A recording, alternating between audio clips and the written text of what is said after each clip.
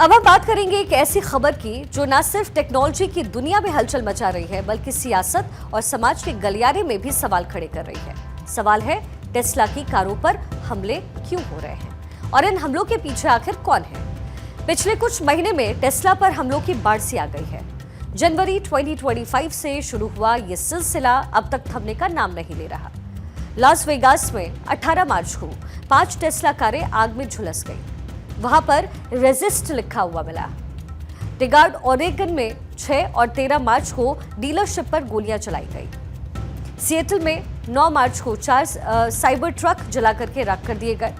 इसके साथ ही लवलैंड कोलोराडो में एक महिला ने बार-बार मोलोटोव कॉकटेल फेंके और अब तक कम से कम 9 अमेरिकी राज्यों में ऐसे हमले हो चुके हैं। लेकिन सवाल यह है कि ये सब आखिर हो क्यों रहा है।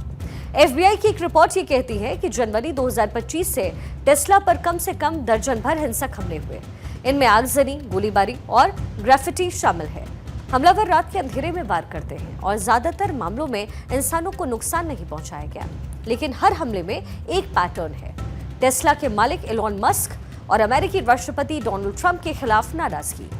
साउथ कैरोलिना में एक हमलावर ने चार्जिंग स्टेशन पर एफ ट्रंप और लॉन्ग लिव यूक्रेन लिखा तो कोलोराडो में नाजी कार्स का नारा उकेरा गया।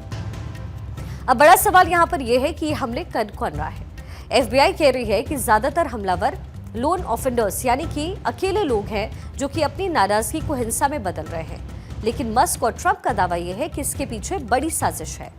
मस्क ने एक्स पर लिखा है कि ये हमले लेफ्ट विंग ग्रुप्स और अरबपतियों जैसे कि जॉर्ज सोरोस और रीड हॉफमैन ने फंड किए हैं। हालांकि इसके लिए उन्होंने कोई ठोस सबूत पेश नहीं किया। वहीं कुछ एक्सपर्ट्स का मानना यह भी है कि ये हमले मस्क की ट्रंप सरकार में डॉज की भूमिका से भड़के हैं, जिसके तहत हजारों सरकारी नौकरियां खत्म हुई हैं। यानी कि टेस्ला पर हमले एक गहरी नाराजगी का नतीजा है। सियासत, विचारधारा और व्यक्तिगत गुस्से का एक कॉकटेल है। लेकिन ये हमले कर कौन रहा है? अभी तक कोई एक संगठन सामने नहीं आया, लेकिन अकेले हमलावरों की ये करतूत साफ कह रही है कि मस्क और ट्रंप का रास्ता सबको पसंद नहीं है।